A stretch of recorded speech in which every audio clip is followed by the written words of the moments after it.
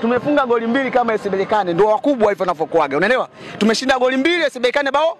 Tumefunga goli la 3 refa akakataa, na jana Isibelekane funga goli la 3 refa amekataa. Wakubwa wote mmekataliwa goli. Wakubwa, yani hivyo watokee kwa watu wadogo ni wakubwa.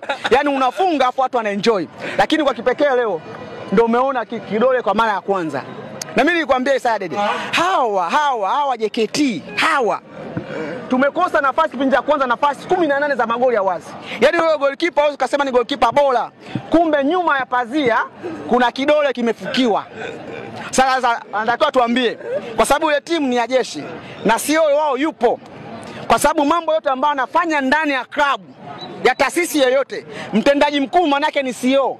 Kwa ukiona kuna jambo linafanyika lolote, maana yake ameagizwa na nani? Na CEO. Kwa CEO waje kutuambia kile kidole ni cha nani na kwa nini wamefanya vile, kwa manufaa ya nani.